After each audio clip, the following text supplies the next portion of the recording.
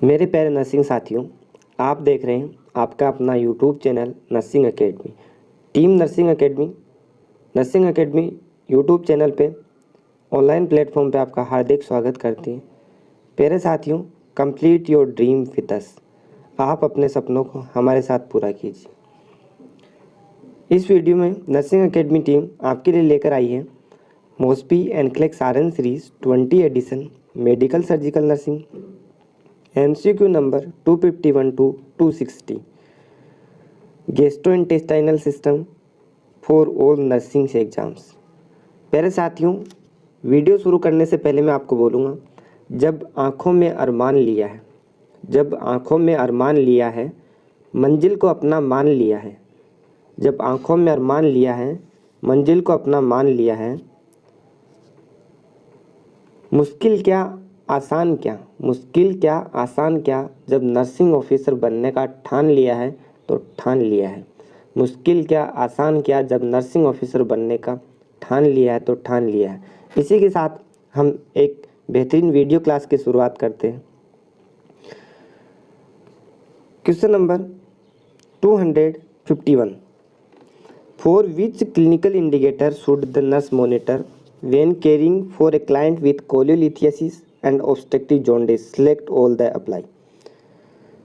कौन से clinical indicators को नर्स को मॉनिटर करना चाहिए कोलिलिथियासिस और ऑब्स्ट्रक्टिव जॉन्डिस के लिए? Select all apply. जो ऑप्शन दिए गए हैं उनमें से हमें सिलेक्ट करना है। ऑप्शन देखिए, option 1 dark urine, option 2 yellow skin, option 3 pain on urination, option 4 clay coloured stool, option 5 coffee ground vomitus. Guess your correct answer. कौन कौन से ऑप्शन हो सकते हैं, कौन कौन से क्लिनिकल इंडिकेटर देखने को मिलेंगे कोलिलिथियासिस और ऑब्स्ट्रक्टिव जॉन्डिस में? Guess your correct answer. Comment box में लिखिए आपका सही उत्तर। Correct answer is option 1 dark urine, yellow skin, clay coloured stool. क्यों देखने को मिलेंगे? रेशनल देखिए इसके लिए। कोलिलिथियासिस एंड ऑब्स्ट्रक्टिव जॉन्डिस में यूरिन का कलर डार्क हो जाता है, स्टूल का कलर क्ले कलर हो जाता है और येलो स्किन हो जाती है। क्यों हो जाती है समझिए इसको, ध्यान दीजिए।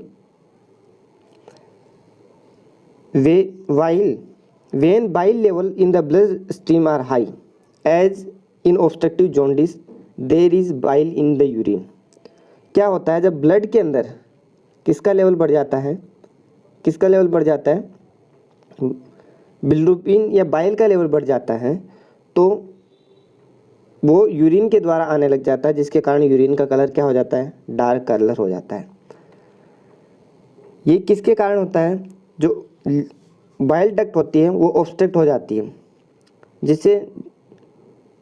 जिससे सारा जो बिलिरुबिन बाइल है वो कलेक्ट हो जाता है। कलेक्ट होने के बाद वापस ब्लड में चला जाता है ब्लड सर्कुलेशन के द्वारा। Jaundice, bile pigment causing yellow skin. Jaundice के अंदर क्या है, शरीर पीला दिखाई देने लगता है। उसका कारण क्या है? बाइल पिगमेंट है उसका कारण, जिसके अंदर स्किन, स्क्लेरा और म्यूकस मेम्ब्रेन येलो दिखाई देने लग जाती है। Results from failure of bile to enter the intestine. क्योंकि बाइल उसके अंदर ब्लड में चला जाता है, ऑब्स्ट्रक्ट होने के कारण जिसको इंटेस्टाइन में डाइजेस्ट करने के लिए या फैट का इमल्सिफाई करने के लिए जाना चाहिए था, वो वहाँ पे जा नहीं पाता। With subsequent backup into the biliary system and diffusion into the blood. Obstruction के कारण जो बाइल था वो वापस बाइलरी सिस्टम के अंदर, बाइल डक्ट के अंदर वापस चला जाता है और ब्लड के अंदर डिफ्यूजन हो जाता है। The bilirubin is carried to all body regions. और बिलिरुबिन जितने भी बॉडी रीजन्स हैं उसमें इकट्ठा हो जाता है, जिसके कारण बॉडी की स्किन, म्यूकस मेम्ब्रेन और स्क्लेरा पीली दिखाई देने लग जाती हैं, येलो दिखाई देने लग जाती है। Pain is experienced in the right upper quadrant. Pain cholelithiasis और ऑब्स्ट्रक्टिव जॉन्डिस में जो पेन होता है वो राइट अपर क्वाड्रेंट में होता है। कहाँ पे होता है? Right upper quadrant. Note on urination because of spasm of gall bladder. कारण क्या है उसका? जो गोल ब्लेडर है जहाँ पे बाइल का फॉर्मेशन होता है उसके अंदर स्पाज्म हो जाता है, सूजन आ जाती है। Where or not there is biliary obstruction. एक क्वेश्चन है असाइनमेंट के लिए है, आप कमेंट बॉक्स में लिखिए बाइल का स्टोरेज कहाँ पे होता है। Stools are clay coloured. Stool का कलर कैसा हो जाता है, चीनी मिट्टी के समान क्ले कलर्ड हो जाता है, not brown. Because the bile pigment are not present in the GI tract as result of the obstruction of common bile duct. Common bile duct के ऑब्स्ट्रक्शन के कारण जो बाइल पिगमेंट थे वो इंटेस्टाइन के द्वारा डाइजेशन के लिए जाने चाहिए थे, वो वहाँ नहीं जा पाते, जबकि ब्लड में इकट्ठा होना शुरू हो जाते हैं, जिसके बाइल के अभाव के कारण जो स्टूल है वो क्ले कलर का दिखाई देने लग जाता है। Coffee ground vomitus indicate gastric bleeding. यदि उल्टी के अंदर जो ब्लीडिंग हो रही है, वोमिटिंग हो रही है उसके अंदर यदि उसका कलर कॉफी ग्राउंड का है, तो इसका मतलब ये है कि स्टोमक से क्या हो रही है, ब्लीडिंग हो रही है, उसके कारण कलर का कॉफी ग्राउंड दिखाई देगा, नहीं कि ये कोलिलिथियासिस ऑब्स्ट्रक्टिव जॉन्डिस में नहीं होता। It is not a unique sign of cholelithiasis and obstructive jaundice. ये ऑब्स्ट्रक्टिव जॉन्डिस और कोलिलिथियासिस में देखने को नहीं मिलता। नेक्स्ट क्वेश्चन है question number 252। Before a cholecystectomy vitamin K is prescribed. एक क्लाइंट है जिसको कोलिसिस्टेक्टोमी से पहले विटामिन के प्रिस्क्राइब किया गया है। कोलिसिस्टेक्टोमी का मतलब है गोल ब्लैडर का कट करना। Cholecyst means gall bladder, ectomy मतलब रिमूव करना। विटामिन के प्रिस्क्राइब किया गया है। Which element formed in the presence of vitamin K should the nurse determine in the purpose of administering this medication. इस client को vitamin K prescribe करने का क्या पर्पज है, इतना सा पूछा है। कोलिसिस्टेक्टोमी वाले क्लाइंट को विटामिन के प्रिस्क्राइब किया गया है। कोलिसिस्टेक्टोमी से पहले इसको विटामिन के प्रिस्क्राइब करने का क्या पर्पज है। ऑप्शन देखिए, ऑप्शन 1 बिलिरुबिन के, विटामिन ए का के का पर्पज है बिलिरुबिन बन रहा है उसके कारण, प्रोथ्रोम्बिन के कारण, थ्रोम्बोप्लास्टिन या कोलिसिस्टिकाइनिन के कारण। इस विटामिन के क्या काम करेगा और उसका पर्पज क्या है। Guess your correct answer. Correct answer is option 2 prothrombin. Vitamin K क्या काम करेगा, विटामिन के ब्लीडिंग को रोकने का काम करेगा, प्रोथ्रोम्बिन के लिए यूज होता है। रेशनल देखिए, vitamin K is necessary in the formation of prothrombin. Prothrombin के निर्माण के लिए विटामिन के जरूरी होता है। टू प्रिवेंट ब्लीडिंग, ब्लीडिंग को रोकने के लिए। विटामिन के के बिना प्रोथ्रोम्बिन का निर्माण नहीं होता। Prothrombin it is a blood clotting factor. It is a fat soluble vitamin. Vitamin के किस प्रकार का विटामिन है, विटामिन के फैट सोल्यूबल विटामिन होता है। हम काफ़ी बार कंफ्यूज हो जाते हैं कि वाटर सोल्यूबल है या फैट सोल्यूबल है। इसको एक छोटा सा टर्म्स याद रखना है केवल डिफ्रेंशिएट करने के लिए, WBC। केवल विटामिन बी और सी ही वाटर सोल्यूबल हैं, बाकी सब फैट सोल्यूबल है। क्लियर है, याद रह जाएगा, WBC याद रखना है। वाटर सोल्यूबल कौन कौन से, बी और सी हैं, बाकी सब फैट सोल्यूबल है। And is not absorb from the GI tract in the absence of bile. Bile के एब्सेंस में विटामिन के का ऑब्जर्वेशन किसमें, GI ट्रैक्ट में नहीं होता है, तो इसलिए उसको विटामिन के बॉडी में बाहर से देना पड़ता है, मेडिकेशन के रूप में देना पड़ता है। Bilirubin is the bile pigment. Bilirubin क्या है, एक बाइल पिगमेंट है, formed by the breakdown of erythrocytes, जो कि RBC के टूटने से बनता है। बिलिरुबिन एक बाइल पिगमेंट होता है जो किसके टूटने से बनता है, RBC, जिसे हम इरिथ्रोसाइट के नाम से भी जानते हैं, R red blood cells, RBC। Thromboplastin convert prothrombin to thrombin during the process of coagulation. Blood clotting process के दौरान थ्रोम्बोप्लास्टिन क्या करता है, प्रोथ्रोम्बिन को थ्रोम्बिन में कन्वर्ट करने का काम करता है। Cholecystokinin is the hormone that stimulate contraction of the gall bladder. Cholecystokinin एक हार्मोन होता है जो कि गोल ब्लैडर के कॉन्ट्रैक्शन को स्टिमुलेट कराता है। Next question, question number 253। A client is restricted to the surgical unit after a abdominal A client is returned to the surgical unit after an abdominal cholecystectomy. What is the main reason why the nurse should assess for clinical indicators of respiratory complication? एक client है जिसका abdominal कोलिसिस्टेक्टोमी किया गया है, उसके बाद वो surgical unit में वापस आता है। क्या रीज़न है?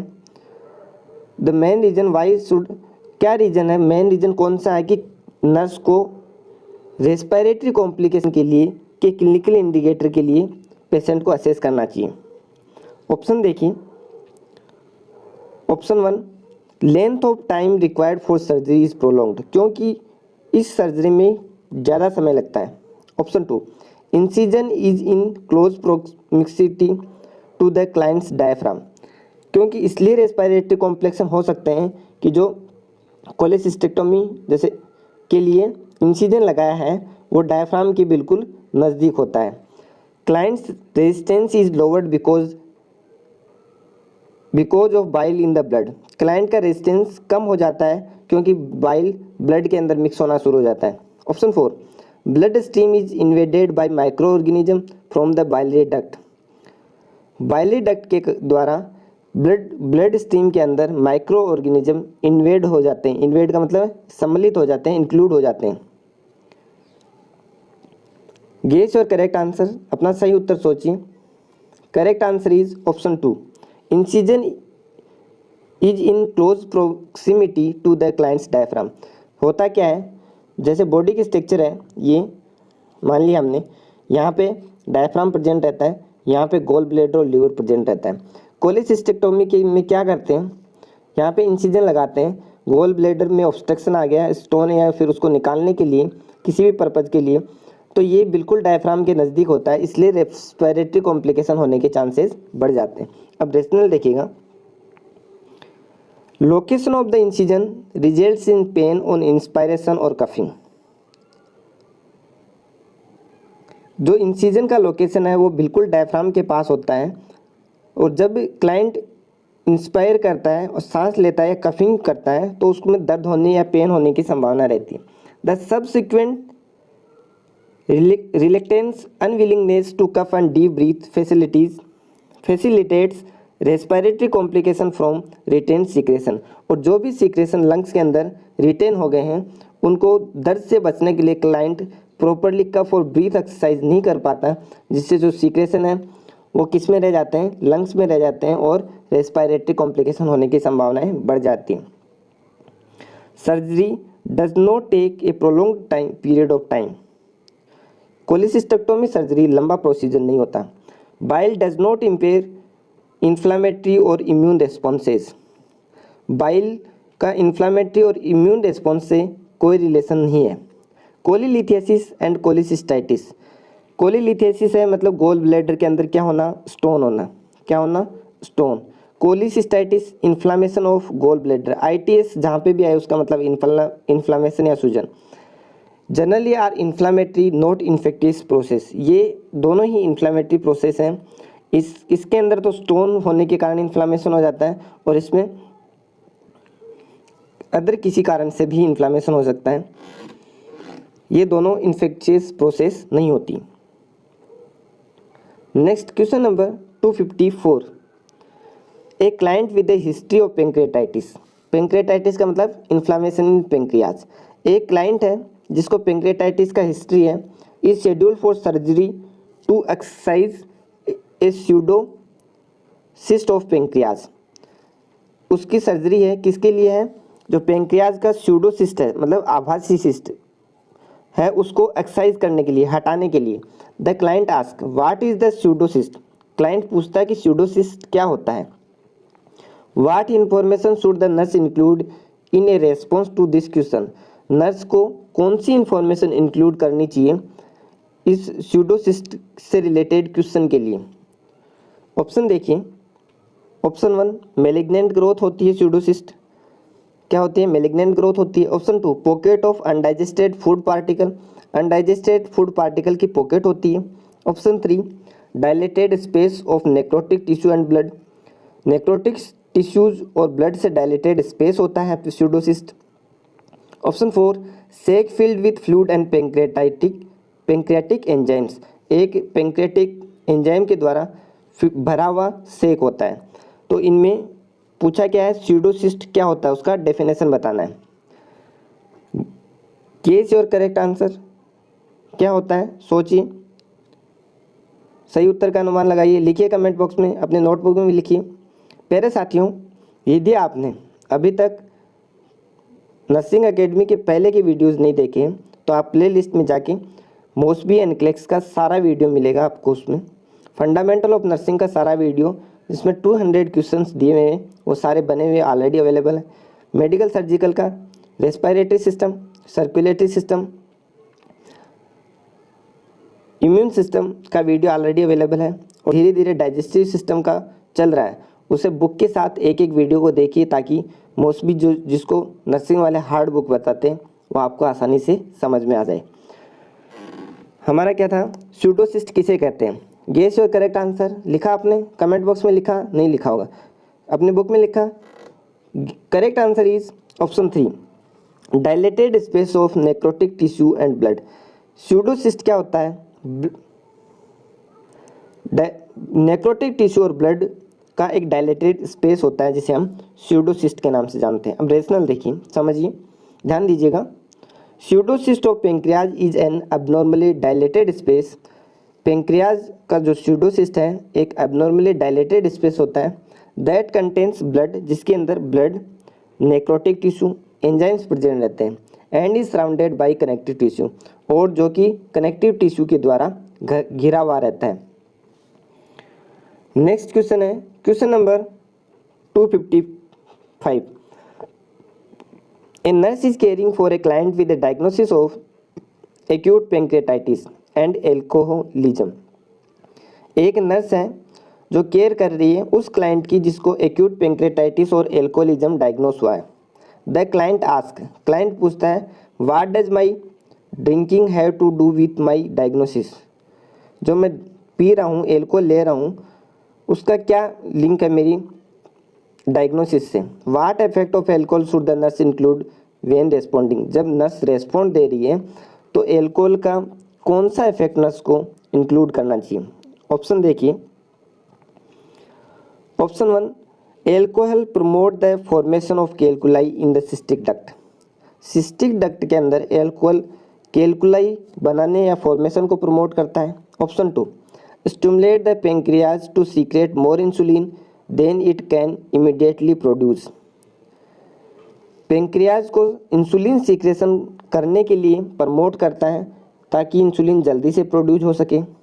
Option 3 alter the composition of enzymes so they can capable of damaging the pancreas. जो एंजाइम्स हैं उनके कंपोजिशन को अल्टर करता है जिससे पेंक्रियाज डैमेज हो जाता है। Option 4 increase enzyme secretion and pancreatic duct pressure that causes backflow of enzymes into the pancreas. Alcohol enzyme secretion को इंक्रीज करता है, पेंक्रियाटिक डक्ट के प्रेशर को इंक्रीज करता है जिससे एंजाइम, जो पेंक्रियाज के एंजाइम है उनका वापस बैकफ्लो हो जाता है। गेस योर करेक्ट आंसर, सही उत्तर सोचिए, क्या होगा सही उत्तर, लिखिए अपने नोटबुक या कमेंट बॉक्स में। Correct answer is option 4 increase enzyme secretion and pancreatic duct. Alcohol क्या करेगा, एंजाइम सीक्रेशन को बढ़ाएगा, पेंक्रियाटिक डक्ट के प्रेशर को बढ़ाएगा, that causes backflow enzymes into the pancreas, जिससे जो पेंक्रियाज के एंजाइम है उनका बैकफ्लो बढ़ जाएगा। रेशनल देखिए, alcohol stimulate pancreatic enzyme secretion. Alcohol क्या करता है, जो पेंक्रियाटिक एंजाइम है उनके सीक्रेशन को स्टिमुलेट करता है and increase in pressure in the pancreatic duct, और पेंक्रियाटिक डक्ट के, जिससे पेंक्रियाटिक डक्ट है उसमें प्रेशर बढ़ जाता है। The backflow of enzymes into the pancreatic interstitial space result in partial digestion and inflammation of pancreatic tissue. Enzymes की backflow के कारण जो पेंक्रियाज का इंटरस्टिशियल स्पेस है और पार्शियल डाइजेशन है उसके कारण पेंक्रियाटिक टिश्यूज में क्या हो जाता है, इन्फ्लामेशन हो जाता है। इसलिए एल्कोहल क्या करेगा, एक्यूट पेंक्रेटाइटिस को बढ़ाएगा, मतलब ये पेंक्रेटाइटिस का कोज है। Although blockage of bile duct with calculi may precipitate pancreatitis, कैल्कुलाई के द्वारा बाइल डक्ट का ब्लॉकेज होना भी पेंक्रेटाइटिस को प्रेसिपिटेट करता है, मतलब बढ़ाता है। This is not associated with alcohol, ये एल्कोहल के साथ एसोसिएटेड नहीं है, बट यहाँ पे मेन रीज़न क्या है, एल्कोहल है जो कि एंजाइम सिक्रेशन को इंक्रीज कर देगा। Alcohol does not deplete insulin stores, alcohol insulin के स्टोरेज को जो स्टोर है उसको डिप्लेट नहीं करता, उसको चेंज नहीं करता। The demand for insulin is unrelated to the pancreatitis, pancreatitis से इंसुलिन डिमांड का कोई रिलेशन नहीं होता। Although the volume of secretion increase the composition remain unchanged, जो सिक्रेशन है उनका वॉल्यूम बढ़ता है बट उसका कंपोजिशन पे कोई प्रभाव नहीं पड़ता। मीन्स ऑप्शन 3 में कंपोजिशन ऑफ एंजाइम्स दिया हुआ है, देन इन तीनों ऑप्शनों को हम एलिमिनेट कर देंगे और फाइनली एल्कोहल का क्या पर्पज़ रह गया, वो एंजाइम सिक्रेशन को इंक्रीज करेगा और पेंक्रियाटिक डक्ट के प्रेशर को बढ़ाएगा, जिससे पेंक्रियाज के द्वारा एंजाइम्स का वापस बैकफ्लो हो जाता है और पेंक्रेटाइटिस हो जाता है। नेक्स्ट है question number 256। A client is diagnosed with cancer of pancreas and is apprehensive and restlessness. एक क्लाइंट है जिसको पेंक्रियाज का कैंसर डायग्नोस हुआ है और वो एफ्रेंसिव और रेस्टलेसनेस है। विच nursing action should be included in the plan of care, nurse को प्लान ऑफ केयर के अंदर कौन सा नर्सिंग एक्शन इंक्लूड करना चाहिए। ऑप्शन देखिए, increasing expression of concerns, concern के एक्सप्रेशन को बढ़ाकर। Option 2, administering antibiotics as prescribed, जो एंटीबायोटिक प्रिस्क्राइब किए उनको एडमिनिस्टर करके। Option 3, teaching the importance of getting rest, rest के इम्पोर्टेंस को टीच करा के। Option 4, explaining that everything will be all right, ये एक्सप्लेन करके कि सब कुछ सही है। गेस योर करेक्ट आंसर, सही उत्तर सोचिए क्या हो सकता है। सही उत्तर लिखिए कमेंट बॉक्स में। Correct answer is option 1, increasing expression of concerns, जो भी उससे कंसर्न है उनको जवाब देके प्रॉपर कम्युनिकेट करके करना ही नर्सिंग का मेन एक्शन है। रेशनल देखिए, open communication help to decrease anxiety, जो भी पेशेंट है उसका किसी भी डिजीज से रिलेटेड हो, पेंक्रियाज ऑफ कैंसर की बात नहीं, किसी भी डिजीज से रिलेशन हो, तो उसको मेन पर्पज़ है कि पेशेंट की जो भी क्योरीज है एंजाइटी है उसको डिक्रीज करना और उसका सॉल्यूशन करना। तो उसका एकमात्र प्रोसीजर है ओपन कम्युनिकेशन होना चाहिए। जो क्वेश्चन पूछा उसका बिना घुमाए फिराए जवाब देना।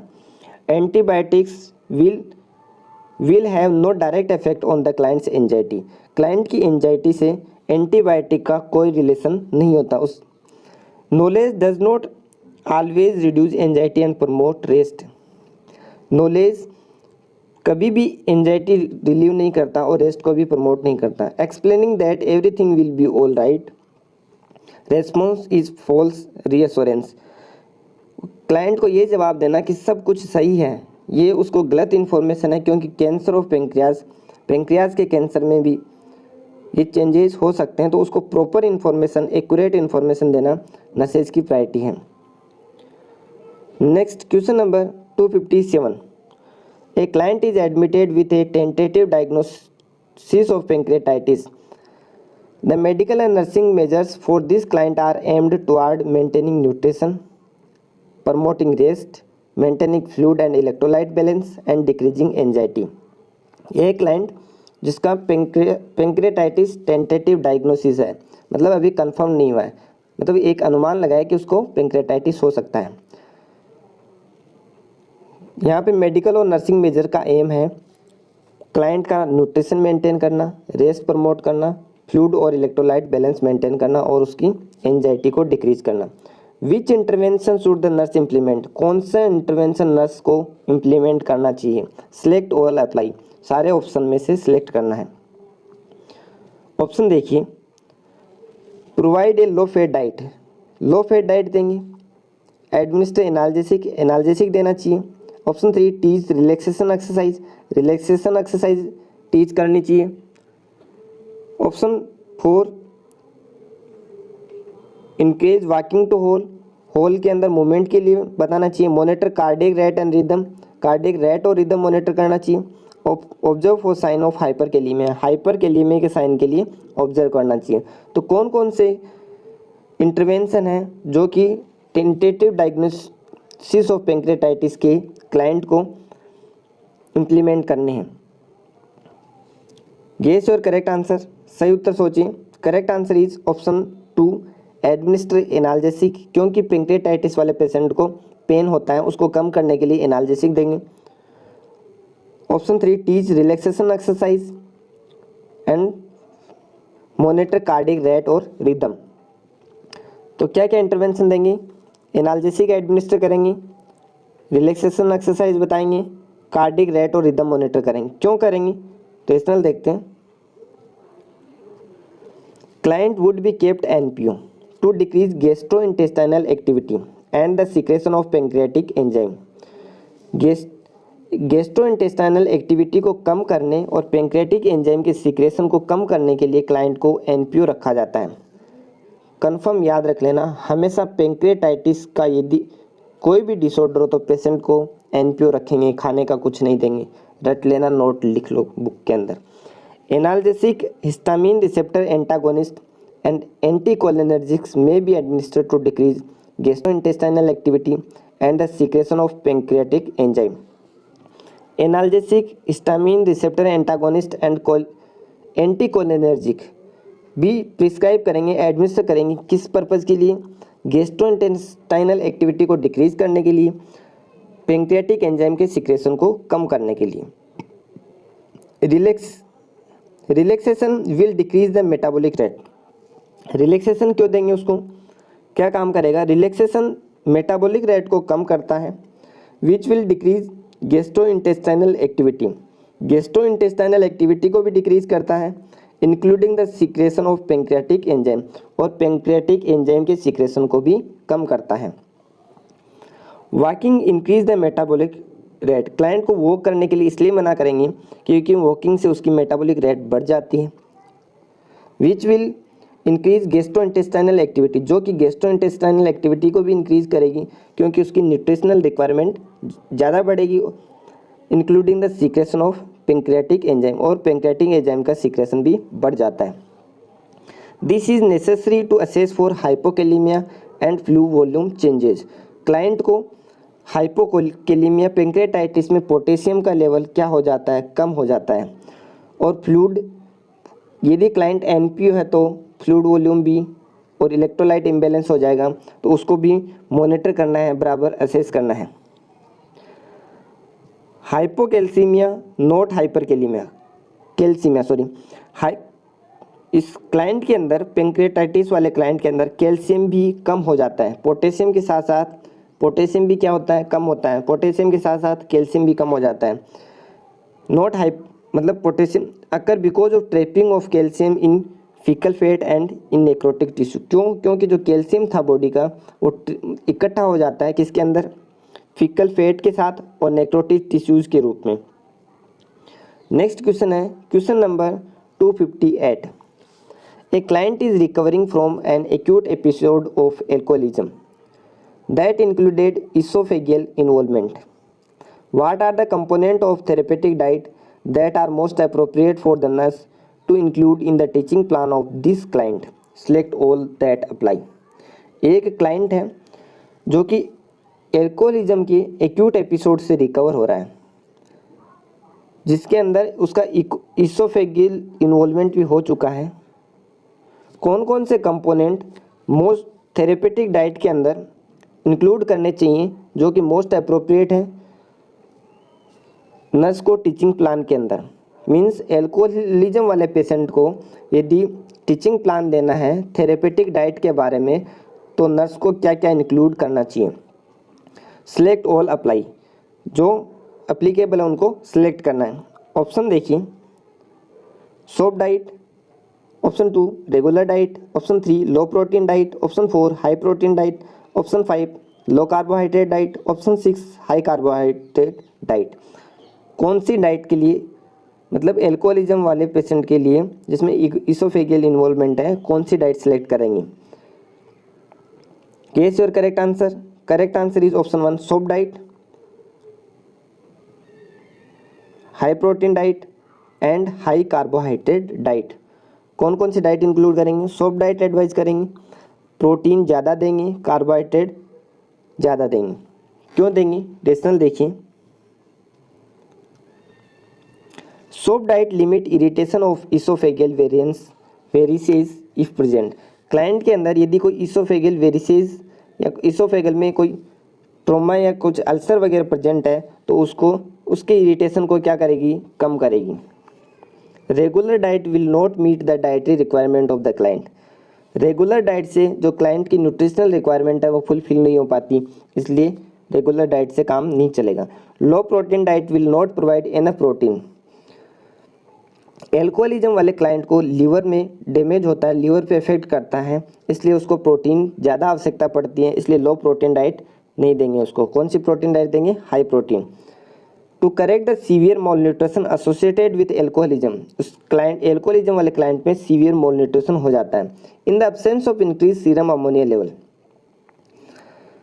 कंडीशन क्या है? प्रोटीन तब ज़्यादा देंगे यदि उसका सीरम अमोनिया लेवल एक्यूरेट है, मेंटेन्ड है।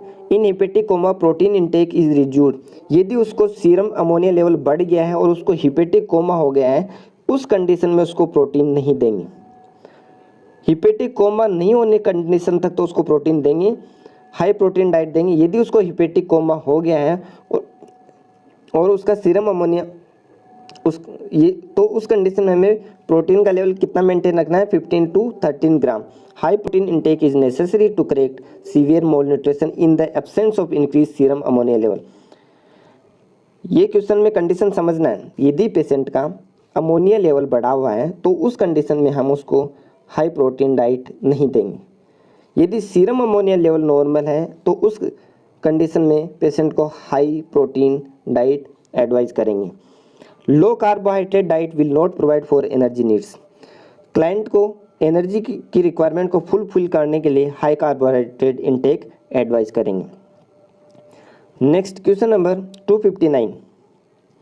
थायमीन विटामिन B1, थायमीन को विटामिन B1 के नाम से भी जानते हैं, and niacin vitamin B3 are prescribed for a client with alcoholism. Thiamine और नियासिन एल्कोहलिज्म वाले क्लाइंट को प्रिस्क्राइब किया गया है। Which body function maintain by these vitamin should the nurse include in teaching plan. कौन से बॉडी फंक्शन को maintain करने के लिए नर्स को टीचिंग प्लान के अंदर क्या इंक्लूड करना चाहिए? ऑप्शन देखिए। ऑप्शन 1, न्यूरल एक्टिविटीज को मेंटेन करने के लिए थायमीन और नियासिन को इंक्लूड करना चाहिए। बाउल एलिमिनेशन को मेंटेन करने के लिए, एफिशिएंट सर्कुलेशन को मेंटेन करने के लिए, प्रोथ्रोम्बिन डेवलपमेंट को मेंटेन करने के लिए। एल्कोहलिज्म वाले पेशेंट के अंदर नर्स के टीचिंग प्लान में थायमीन और नियासिन को क्यों इंक्लूड करना चाहिए? क्या पर्पज है? Guess your correct answer. Correct answer is option 1, neural activity. Thiamine और नियासिन क्लाइंट को एडवाइस करने का पर्पज है क्लाइंट की न्यूरल एक्टिविटी को मेंटेन रखना। रेशनल देखिए। थायमीन जिसे विटामिन B1 के नाम से भी जानते हैं, नियासिन जिसे विटामिन B3 के नाम से भी जानते हैं, help convert glucose to energy. ये दोनों क्या काम करती हैं? ग्लूकोज को एनर्जी में कन्वर्ट करने में हेल्प करती हैं। देयरफॉर ग्लूकोज क्या करेगा? न्यूरल एक्टिविटी को बढ़ाएगा। Vitamin do not affect elimination. Vitamin elimination को अफेक्ट नहीं करते। Vitamin are not related to circulatory activity. Vitamin circulatory activity से रिलेटेड नहीं होते। Vitamin K not thiamine and niacin is essential for manufacturing of prothrombin. Prothrombin के निर्माण के लिए विटामिन के की आवश्यकता होती है। कौन से विटामिन की आवश्यकता होती है? विटामिन के की आवश्यकता होती है। थायमीन जैसे विटामिन B1 और नियासिन विटामिन B3 ये किसके लिए जरूरी होते हैं? न्यूरल एक्टिविटी, उसकी पेशेंट की नर्व एक्टिविटी के लिए। नर्व एक्टिविटी को बढ़ाने के लिए किसकी रिक्वायरमेंट होती है? ग्लूकोज की। ग्लूकोज को एनर्जी के रूप में कन्वर्ट कौन करेगा? ये दोनों विटामिन। नेक्स्ट क्वेश्चन इस वीडियो का लास्ट क्वेश्चन है, question number 260। A client is admitted to the hospital with diagnosis of alcohol withdrawal symptom. What body organ should the nurse teach the client will be protected by the ingestion of high carbohydrate diet fortified with vitamin? एक client है जिसको क्या diagnose हुआ है, alcohol withdrawal syndrome diagnose हुआ है। What body organ should the nurse teach the client will be protected by injection of high calorie diet fortified with vitamin.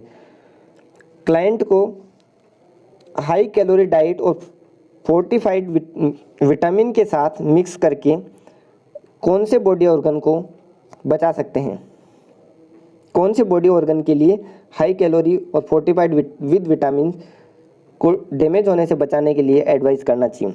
Means alcohol withdrawal syndrome में कौन सा बॉडी ऑर्गन डैमेज होता है। Option देखिए, option 1 liver, option 2 heart, option 3 pancreas, option 4 adrenal. Guess your correct answer. सही उत्तर सोचिए, लिखिए कमेंट बॉक्स में फटाफट। Correct answer is option 1 liver. Alcohol हमेशा लीवर पे इफेक्ट करता है, क्योंकि लीवर डाइजेशन के टाइम लीवर के होते हुए फिर बॉडी के द्वारा सर्कुलेट होता है, इसलिए फर्स्टली वो लीवर को अफेक्ट करेगा। तो लीवर को के इफेक्ट को प्रोटेक्ट करने के लिए हाई कैलोरी और फोर्टिफाइड विथ विटामिन डाइट देंगे। अब रेशनल देखिएगा, ध्यान दीजिए। लीवर डिटॉक्सिफाई एल्कोहल, लीवर क्या करेगा, एल्कोहल को डिटॉक्सिफाई करेगा। And is the organ most often affect damage in chronic alcoholism. जो क्लाइंट ज़्यादा एल्कोहल ले रहा है उसमें सबसे पहले डैमेज होने का चांसेस किसका रहेगा, लीवर का। A high calorie diet minimize tissue breakdown and promote healing. High calorie diet क्या करेगी, टिश्यू ब्रेकडाउन, जो टिश्यू डैमेज हो रहा है उसको मिनिमाइज करेगी और हीलिंग को प्रमोट करेगी।